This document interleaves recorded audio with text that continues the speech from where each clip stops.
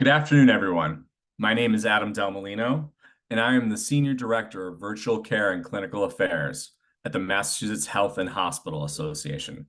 I want to welcome you to today's webinar, The Simple Step Campaign, Designating a Healthcare Agent and Completing a Healthcare Proxy. A few logistics before we start. If you have questions during the webinar, please enter them into the chat feature as we are in listen-only mode. The questions will come directly to us, and we will do our best to address as many as we can at the end of the presentation. I also want to take a moment now to thank MHA's 2024 sponsors for their support in underwriting today's webinar, which is just one of many events we offer throughout the year to connect our members with leading experts to help address timely issues like the Simple Step campaign and healthcare proxies. I'm pleased to introduce our speaker from Honoring Choices, Massachusetts today. Ellen M. DiPaola is the President and CEO of Honoring Choices, Massachusetts. Ms. DiPaola is an attorney with a former practice in guardianship and conservatorship and estate planning. Ellen has worked extensively in helping adults and families create personal healthcare plans as a Respecting Choices certified instructor. She convenes the Consumer Health Equity Advisory Committee, co-hosts with MHA, the Guardianship Chronic Serious Illness Advisory Group, and the Guardianship Transitions of Care Advisory Group, and is an appointed member of the Mass Executive Office of Elder Affairs Holst Steering Committee. Ellen, thank you so much for being here today, and we're really looking forward to getting this discussion started. So I'll now hand the controls over to you.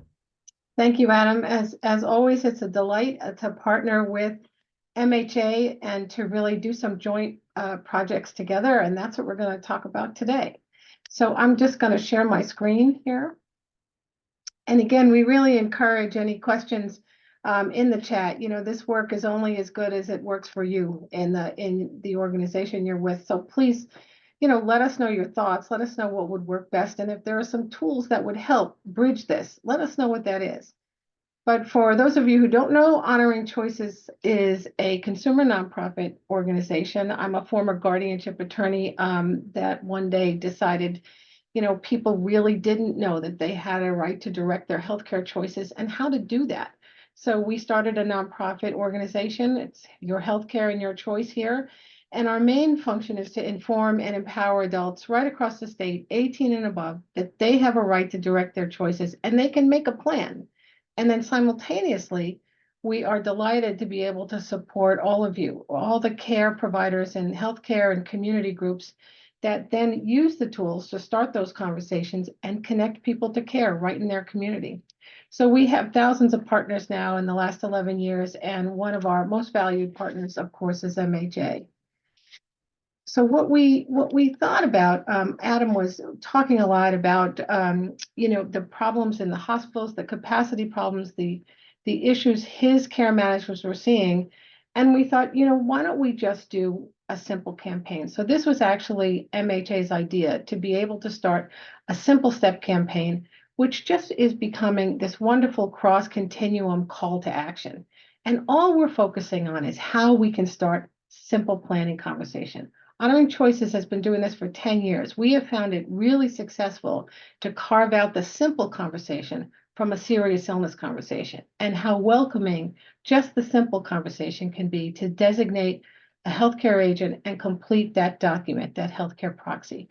So as you see, we all joined together on this, and a coalition of really leading continuum organizations. Everybody's welcome to join this and be part of this.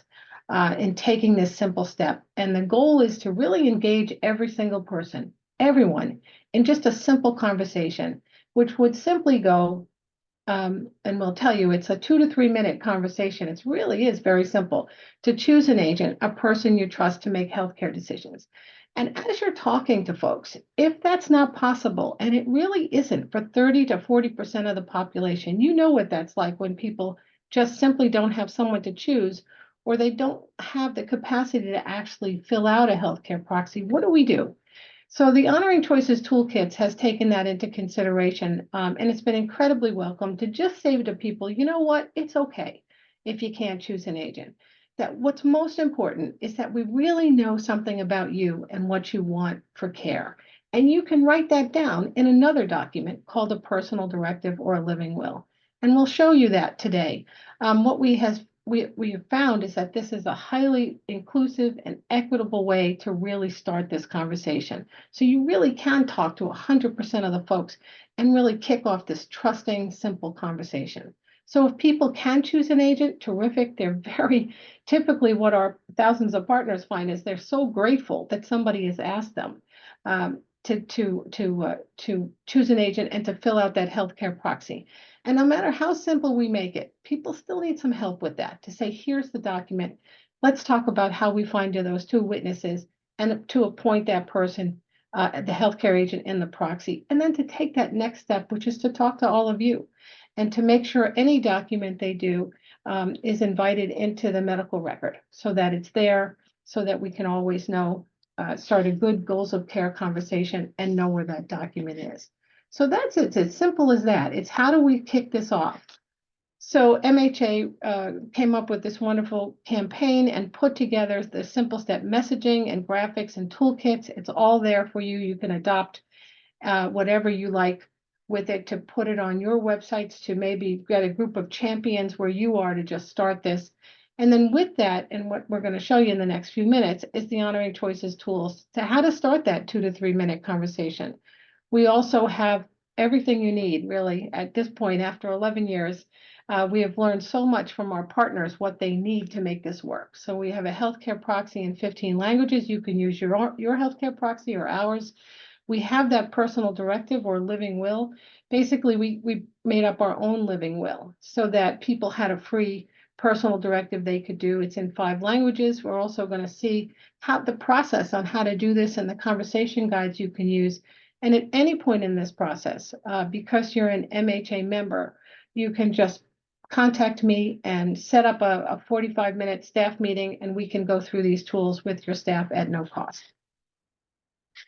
So let me tell you a little bit about the Honoring Choices Who's Your Agent program. That's what we named it because we wanted people to understand they had a right to direct those choices. And maybe one of the first ways to start this whole process was just to choose an agent, because we know how protective it is for people to have their own person and how it's incredibly helpful for families and for all of you to know people's choices.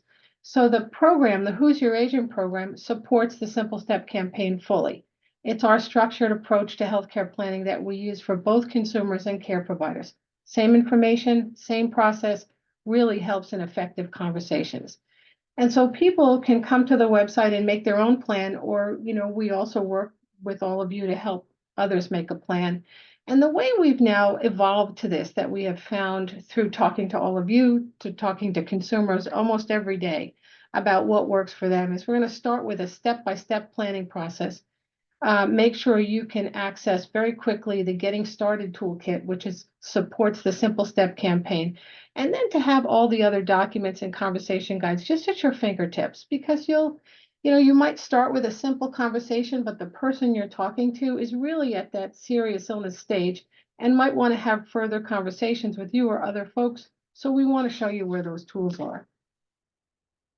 So this is the healthcare planning process we just really adopted in working closely with one of our partners, Ariadne Labs, and their serious illness conversation guides. So it puts together all our tools for, we hope, what are seamless conversations from simple to serious illness. And right at the top of this pyramid, you'll see that there are 2 things. Here are some of the important conversations on the left side. And once you have that conversation, there are the accompanying planning tools you can use to write down those care choices or start those important conversations. So the first 2 pieces of that pyramid is really what the Simple Step campaign is really focused on. And then as we move down, we really then start to look at more of the conversation guides to talk with all of you, the healthcare professionals, and for people who are in that serious illness mode, what a most conversation will look like, and some of end-of-life care planning tools. But again, for these purposes today, we're just going to focus on that very top of the pyramid. There it is.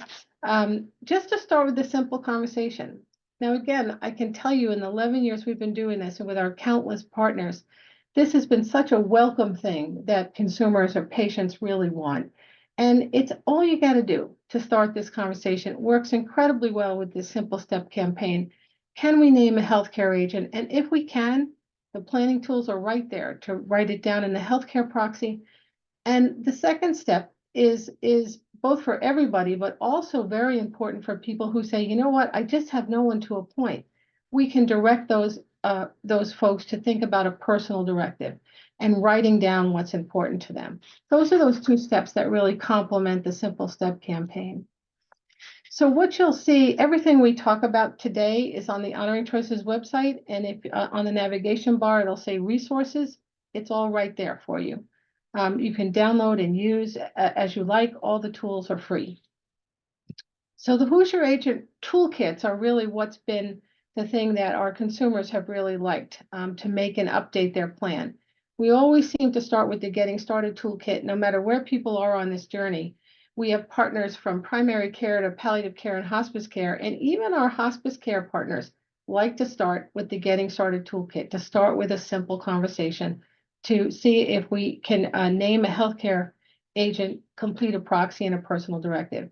And then the Next Steps toolkit is right there on our website for you. Lots of different information and tools on how to build those conversations and add documents as we go to the plan to manage chronic illness and to live well with serious illness. So that's how the program breaks down and our website breaks down, but we're really going to focus on this Getting Started toolkit. In the last 11 years, boy, I can't tell you how many folks have really downloaded this toolkit, and our partners use it all the time. Our consumers like it because it's one toolkit with a lot of information and 2 documents in it.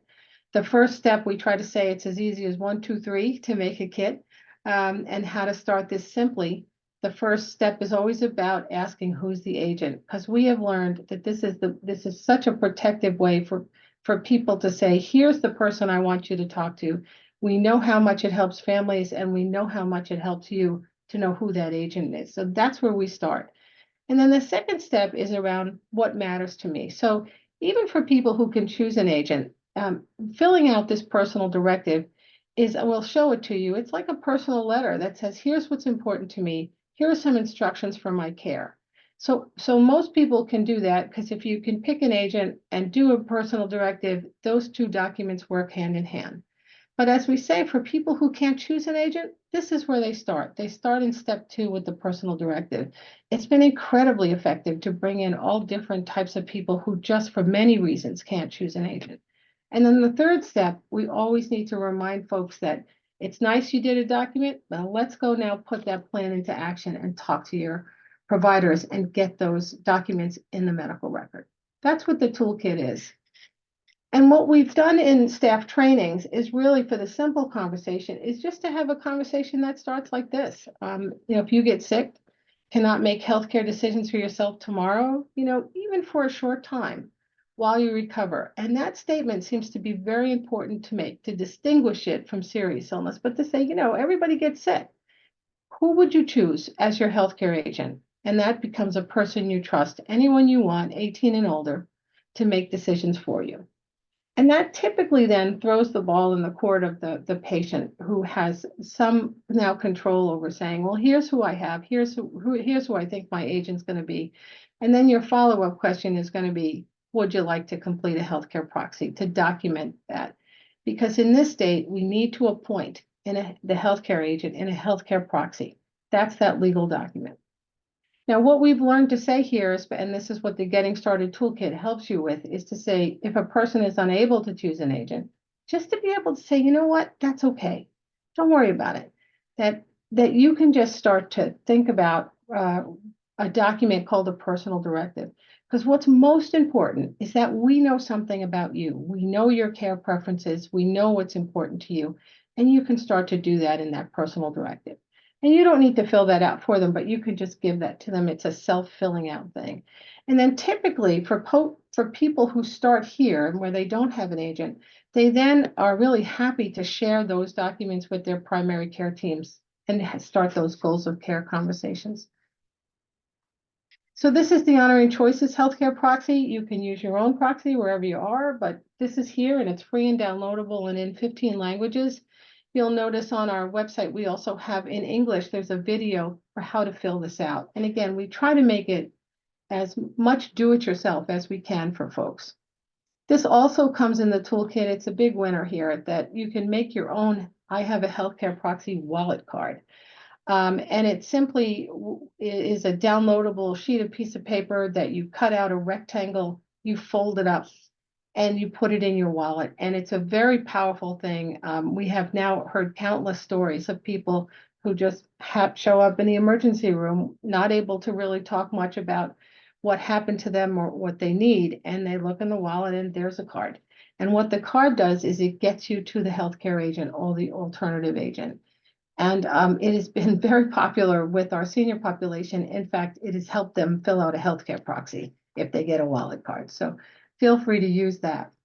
And as we said, if you're not able to choose an agent, to really be able to be very inclusive about this, because it's 100% of the people we want to start this conversation with, knowing that 30 or 40% are not going to be able to choose an agent, but we want to know where they are and what they need for care.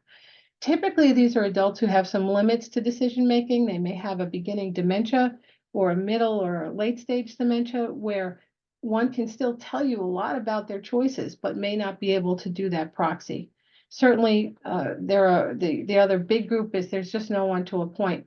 But we also find that for multicultural families with traditions around how they work in healthcare, they prefer to start with a personal directive. And then in some cases, it really leads to an agent. So please feel free to use it however you think will work. This is the personal directive. It's in the Getting Started Toolkit. It's also a single document. But in Massachusetts, the law says it's personal. It's not legal. There's no law here that binds our care providers to follow this, as it does in other states around us. But there is a law in Massachusetts that generally says is that if we know what people want for care, we should do our best to give it to them. And that's why this has been so important, especially for people who are unrepresented. There really is no one else that can help them. So as we offer this to our consumers, we say, this is like a personal letter. Just write it any way you want. You write anything you want on it. You can skip lines, but on the first page, we're really writing down the personal preferences, those thoughts and beliefs. There's an instructions page that goes with this with a lot of examples to help people get started with it. We have found over the years that number two, that even if people can't choose an agent, they've got people around them that they want them to know if they get sick or injured and give them a role. And that becomes really helpful for our providers as well. On the second page of the document, if people choose in the personal directive, is really about the medical decisions. We find, especially for our folks with complex medical conditions or with behavioral health or issues or addiction issues, this becomes a really important piece to say, let me tell you about me and my medical condition, some of my medications, the place I want to be treated. Again, there's only 2 lines there, but you can always write on the back. And then if people choose to, they're not in a serious illness mode, they're still pretty healthy, excuse me, they can write down some of their thoughts about life-sustaining treatments and end-of-life care. We have certainly found very early on that our senior population, who is basically healthy into their 80s and 90s, and we're not able really to do a MOLS form yet, which comes only for people with serious illness. They like this. They like to be able to write down some of their preferences, knowing that things might change over time and keeping this updated. So you sign the personal directive. It doesn't need to be witnessed because it's a personal document. And then it's the choice of the person. They can share it with you. They can ask you to put it in the medical record, whatever it is they're comfortable with. But it's been a highly powerful document for so many people who can't do that agent piece. And just to round out the Getting Started toolkit, there also is a consumer conversation guide. We've heard over and over again from people of all ages that they want to be prepared to have conversations with you, even a simple conversation. So we offer in the Getting Started toolkit the 5 things to talk about with your providers. You can pick any one of these. Typically, sometimes it's just hard for people to open a conversation. And using number 1, where I'd like to understand more about my illness, that tends to open conversations with you. We also have a toolkit for you. Sorry, a conversation guide for you. This mirrors the consumer guide, and again, it allows you to maybe even jump off that first 2 to 3 minute conversation about do you have a healthcare agent to being able to move into more goals of care conversations. It's there for you if you need it, and if you want it, it's part of that toolkit. So in the Simple Step campaign and our work doing this together, we've really learned that this can be very inclusive of every person, and you can do it anywhere and anytime. It doesn't have to be in a clinical setting, but we know that it's much more inclusive and is giving people more equal access to these tools and these conversations. We're really running these conversations way upstream now, because you can do this starting at 18 years old. And many of our partners are folks in the community attach this campaign or these beginning conversations to their flu clinics, their blood pressure clinics. You can do it in person, telehealth, and it works really well if you're working in a shared community event. One of the things we learned is it's important to involve the trusted messengers. Who are those messengers even outside of the hospitals that you work with who can also adopt this campaign? Can they name some volunteers? We can train them, whether they're community or faith-based, or we're working a lot with our medical interpreters these days to give them these tools, or people in your PFACs. So what I would suggest is, if you want to work on this campaign, and if you can identify certain groups of people, even just one group, just a champion group, we'd be happy to do a 30-minute, 40-minute webinar with you to give them the toolkits and the conversations. What we hope this all results in is better and earlier care, proactive care, timely goals of conversations for better health outcomes. So that's how the campaign works together, the Simple Step with Honoring Choices toolkits. I just want to show you the rest of this inverted triangle or this pyramid, so that as you work with simple conversations, if you're working with someone who's really needing to manage chronic illness, or they're at that serious illness stage, some tools that you can just have at your fingertips. So as I said, we did this this pyramid with Ariadne Lab's Serious Illness Conversation Guide, some wonderful tools there. So we start at the pink section of that pyramid, then picking this up around just continuing conversations. And as people move into serious illness, the MOLS conversation and an end-of-life conversation. And the tools on the website are the Next Steps Toolkit. This is where you'll find everything you need for this stage of life to keep building on these conversations, to update those documents, the healthcare proxy and the personal directive, and add some documents. And the whole point, of course, is to just keep those goals of conversations, goals of care conversations moving, so that you know what people need, and it helps you to provide that care. So in terms of the conversation guides, we have quite a few on the website. There's the Honoring Choices set. There's a set for consumers and a set for care providers. And guide 1 was in the Getting Started toolkit, and then it just builds after that. There's a guide, the conversation changes, the questions change a little bit around managing health and chronic illness, living well with serious illness. And there's a guide about palliative care, because we find that people really don't know much about that. And as I say, as we work with consumers every day, they talk to us about they want to be prepared for some of this. So feel free to take a look at that, download it, use it as you like. This is the Ariadne Labs Serious Illness Conversation Guide. It is free. It's a wonderful evidence-based program that helps care providers start more serious illness conversations. We'd be happy to tell you more about this, or you can find it on our website or the Ariadne Lab site. And even if you have a group of folks you'd like to have more training on this, we can help you with that as well. So as we're just moving along, you will notice that we work with 5 Massachusetts planning documents, and that's voluntary. Every one of these things is voluntary for people to use, but on our website, you'll see sample fact sheets and some sample forms, rather, on all of those documents. We know the PULSE form is coming to Massachusetts, and we intend to have all that information up and right on our website, certainly as we get that information. So as I said, everything is right at your fingertips there. Everything for the Simple Step campaign is right there on our website. If you go to the resources page, you will find that and find more information about the campaign itself. Adam? Hi, Ellen. Thank you so much for everything. We had a couple questions in the chat, but I'm going to go ahead and switch over to my slides quickly, and then we'll come back to the questions in the chat, and I will, if you want to take a look at those now, and then maybe we can get some answers to those, that'd be great. So Nick, if you don't mind sharing my slides. So the real question we have for everyone here is, why are we doing this? Why are we going down this road to do and why is MHA and our hospitals going down this road to do a campaign that supports taking the simple step to complete healthcare proxies for our hospitals?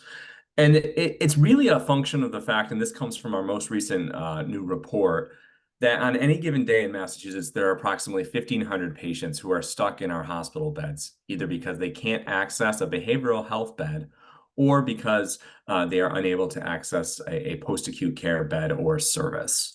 And we've done calculations now that have indicated through the data that we've collected that Massachusetts hospitals are devoting more than $400 million annually just to take care of patients who are occupying beds while they're awaiting placement for that next level of care. Approximately 919 patients on a monthly basis are awaiting discharge for post-acute care services, and about 568 patients are awaiting discharge or transfer to receive psychiatric services of one form or another. Next slide, please. So as part of our campaign and solutions, we've issued a call to community members. And in particular, we go right to the recommendation from Ellen. We ask folks to create a personal care plan, to fill out a healthcare proxy, and designate a person to speak on your behalf should the unexpected occur. Next slide, please. And from what we've heard from our case management directives at our hospitals and our monthly throughput survey report, we've collected information with regards to the challenges to discharging patients to skilled nursing facilities and inpatient rehab facilities and long-term acute care hospitals. And lack of guardianship, conservatorship, or healthcare proxies has been the second highest ranked issue for our case managers when they're seeking to discharge patients to post-acute care facilities. Next slide. And as you can see here, we've collected this data, particularly focusing on not only healthcare proxies, but also guardians and conservators and the initial establishment of a healthcare guardian or a conservator. And in particular, looking at the appointment of a healthcare proxy. And this, we asked the question, how does having a healthcare proxy impact hospital delays? In particular, we would note that sometimes the court system has to intervene to help assist with the appointment of a healthcare proxy. And in particular, as you can see here from our December 2022 data, we took away the fact that there were approximately 15 patients statewide who had a delayed discharge because they needed a healthcare proxy to be appointed by the legal system. And the average wait time for patients to have that take place was approximately 10 days. And some patients had to wait up to a month in order to have the appointment of a healthcare proxy take place so that they could then be discharged from the hospital. Next slide. So we'll go back to Ellen now. We'll take a couple of questions, and if there are any additional questions that are coming in through the chat, Ellen, if you don't mind popping back on screen. In particular, going back to the personal directive, Lisa asked, is the personal directive also a legal document? Yeah, thank you, Lisa. It's a great question. So it is, always fun in Massachusetts to try to figure out these documents, right? So we have two legal documents in the state, the healthcare proxy and a durable power of attorney. The healthcare proxy is where you appoint a legal decision maker to a legal decision maker to make healthcare decisions for you. The durable power of attorney appoints a financial decision maker. And I put it that way because those are the only two legal documents when it comes to healthcare planning. The personal directive, it has many names in this state. Attorneys call it medical living wills or living wills. Now, the law in Massachusetts is really clear. I get to choose. If I have capacity about what I want to happen with healthcare, I get to make those decisions. I get to talk to my care providers about it. And they are under some obligation not a legal obligation. If it's to say, if you know what I want for care, can you please try your best to give that to me?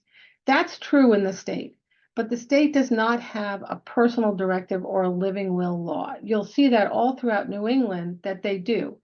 And what the law does is it legally binds our care providers, our physicians, and everyone on the care team to follow those personal directives. We don't have that here.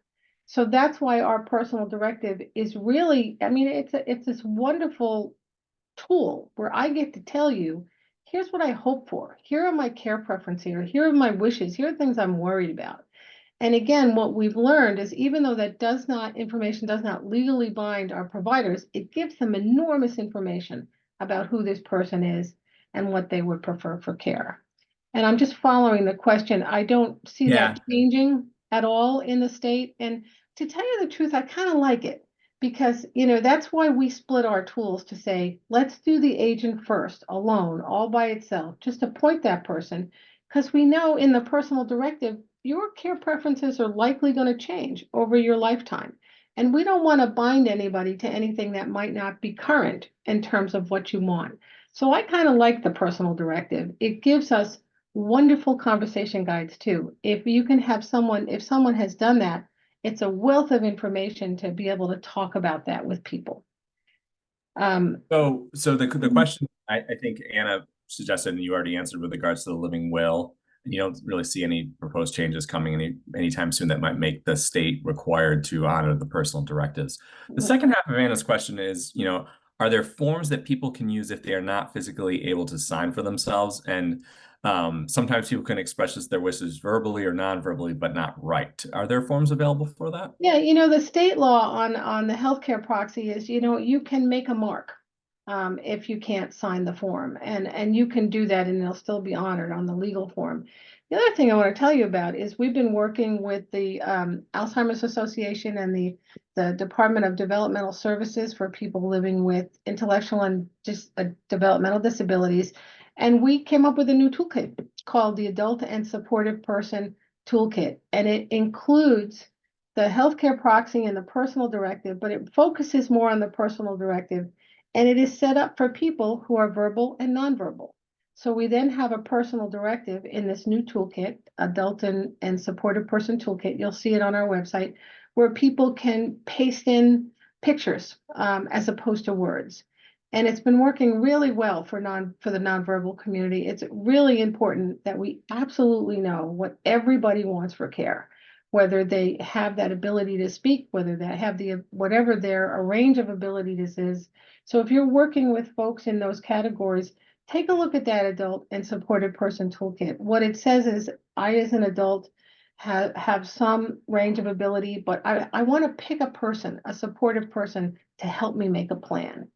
And it's been working really well for many different folks across the spectrum with a range of abilities. Thanks, Ellen. I'm going to stop there briefly just a second to see if there's anybody else that has a question for the chat.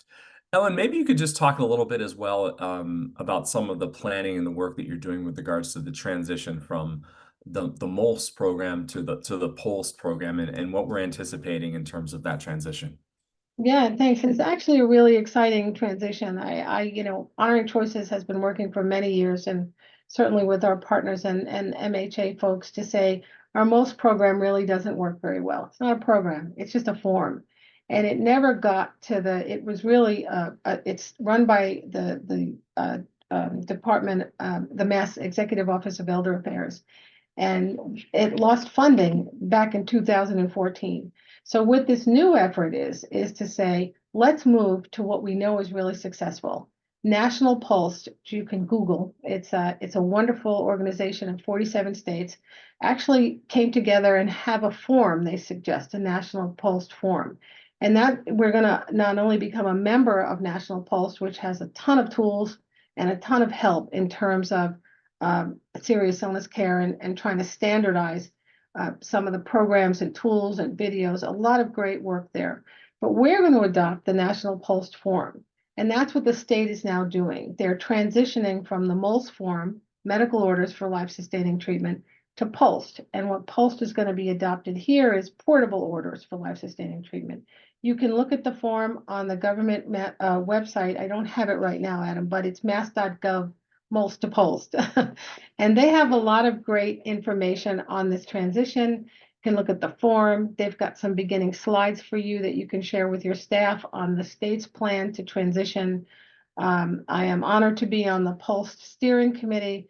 So we hope to bring all of the information from the Honoring Choices partners, which MHA is, to the PULST steering committee to say, here's where people are right now, and here's what they need. Whether they're a hospital association or a community, part of the community, what do they need to make this transition really successful? So we hope to hear from you in the coming months to offer that information to the state. Our information, you'll see it on the website if you go to it. It's not going to happen tomorrow. It's going to take more time. You probably won't see any changes at all until January of next year. So plenty of time to offer your feedback about how this is going to best work for you in terms of your capacity, your staff, your patients. I think it's invaluable information for the state. Thank you. I see you put up the link. I did. Yeah. Quick question, Ellen. We always have this conversation sometimes that people sometimes get confused because there are a couple different forms out there in terms of the healthcare proxy forms. Can you talk a little bit about the differences between what's out there and what's considered valid? And then also, could you talk a little bit about the requirements and making sure that people have witnesses? Yeah. Yeah, and all this information is included in our toolkits because we don't make it simple in Massachusetts. But a valid healthcare proxy has the 5 elements of the law in it in Massachusetts. So Honoring Choices has a valid healthcare proxy. And what you'll see in it is it names your healthcare agent, your alternative agent if you want. And then you are giving power to a person you trust to say, I'm giving you any and all power to be able to make decisions for me in a medical emergency. And as Adam mentioned, to make this valid, it has to have 2 witnesses. Witnesses can be anybody who's 18 and older. It can be people right on your staff, which is very typical. If you're doing a proxy right in your organization, you can just pull anybody who's there to witness. The witnesses, as I say, anybody at all. It just can't be the person the patient is assigning as their agent or their alternative agent. You can't be an agent and a witness at the same time. Now, one of the things to look for is because, as you know, it can be confusing. If you come across somebody's healthcare proxy with only 1 witness on it, that's an invalid form. And so you immediately have to go back to that patient. Hopefully they still have the capacity to fix it. They can redo the proxy or they can sometimes fix it. It's up to your organization. But we find that this is true. I think nationally, the number is 1/3 of the proxies that are in medical records are not valid. So it's great to be able to check it now. It's a great conversation to have. If you say, do you have a healthcare proxy? And someone says, oh yeah, I got that. It's somewhere in the medical record. Take a look. See if you can actually find it and then see if it's valid. See if those 2 witnesses are there. But that's all it takes. You don't need a lawyer to do this. You just need a person and appointing an agent and 2 witnesses. Thank you. That's extremely helpful. Ellen, are there any other common mistakes that are made when completing a healthcare proxy, similar to kind of we talked about with the witness, having the 2 witnesses, making sure that they've signed? Is there anything else that's considered a common mistake that people run into? I think part of the problem, Adam, we find all the time is that when we say the word healthcare proxy, people have kind of been taught that this is connected to end-of-life care, and it's not. The law in Massachusetts says everybody who's 18 and above, as an adult, gets to choose an agent. They get to do a proxy. And if we can start to turn that conversation that way, that it has nothing to do with end-of-life care at its essence, at the beginning. It's about saying people get sick, people get injured, happens every day. And isn't it great to pick a trusted person to be that advocate for you, to be able to go talk to your providers, to look at your records, to make those decisions together? It's great for everybody. It helps everyone in the care system.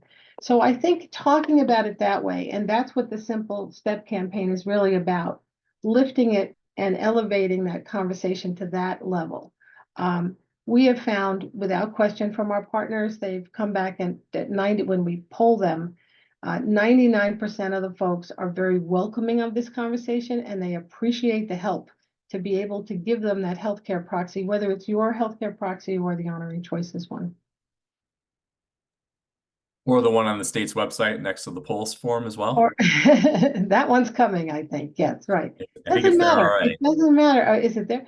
Doesn't matter what it is, really. And we've always said that, as just use what you have and what's valid. And I'm sure if it's from your organizations, your legal teams have looked at it and it's good. And then can you talk a little bit about the work that you do with Honoring Choices and going out and speaking to community groups and others? And there may be folks on today's call who might be interested in having you come out or do a webinar like this about completing the form. Yeah, thank you, Adam. Yeah, that's what we do. It is such wonderful work, and I'm so privileged to do it. As an attorney doing guardianship, I was really frustrated that people just didn't have this basic information. Not just consumers, but our care providers have not been taught or trained on this basic stuff. And what we hear every day from our partner providers is just how frustrating this is.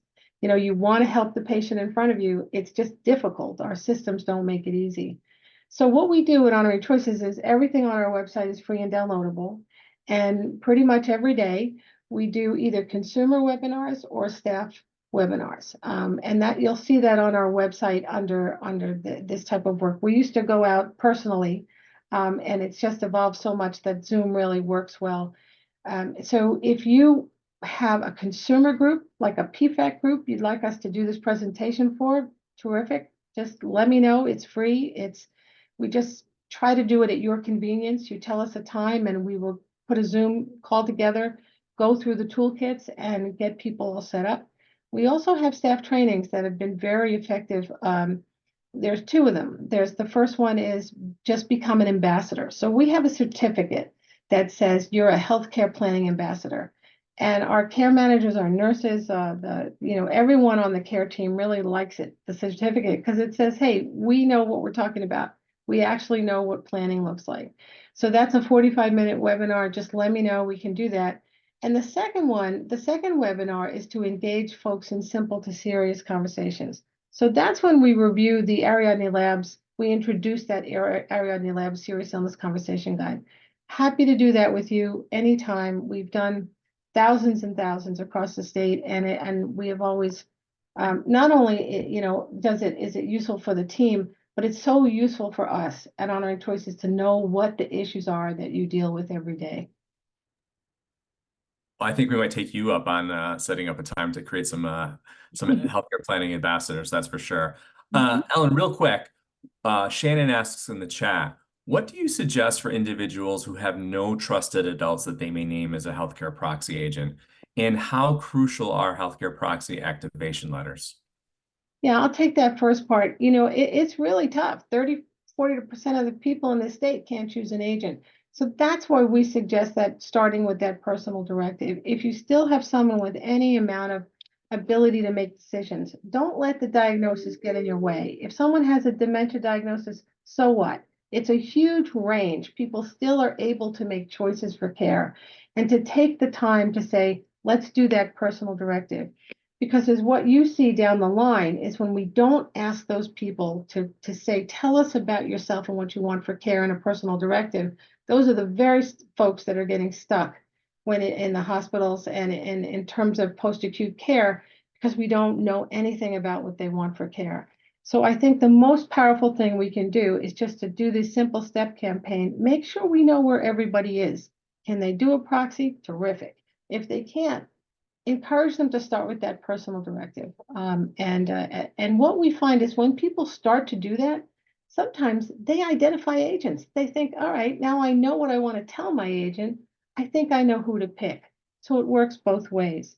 And in terms of the healthcare proxy activation letters, that's a whole nother ball of wax and a legal ball of wax. I'm not sure they're crucial. It really depends on the situation, and it's hard to answer the question just generally right now. But I'm happy to, if someone wants to email me with more information, I'm happy to follow up. So just quickly, Ellen, and I'll give you the time for a second. Can you just talk about what a healthcare proxy activation letter is? Well, it's you know, this is why it's difficult. There's the legal part of this, and then what we find is that local organizations have made up their own letters that we don't always know what they're about. So again, it really depends on what this question is about, and I don't want to give any wrong information. So just let me know, and maybe I can follow up with someone around that. Ellen, you want to put your email address into the chat right now as we're Yeah, coming up on yeah. time. That way Shannon can get in touch with you.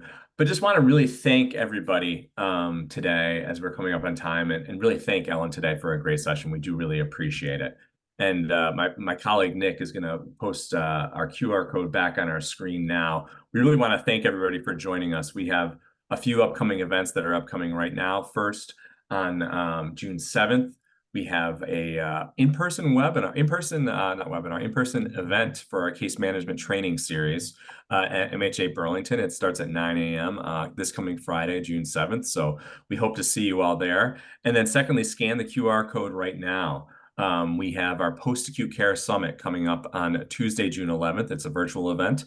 Ellen will be presenting at that event as well. In addition to a number of other fantastic stakeholders, we're going to have a fireside chat with some of the COOs, CEOs, and CMOs at some of our post-acute care facilities. So if you have the opportunity to join us, it should be a great event. We'll be hearing from home care, hospice, a whole range of post-acute care providers, senior care, and skilled nursing facilities. So if you can join us for that event coming up on June 11th, we'd really appreciate it. And it's virtual. So scan the QR code and sign up today. Thank you all so much for joining us today. We really appreciate it, and we hope you all have a wonderful afternoon. Take Thanks, care. Thank you, Adam.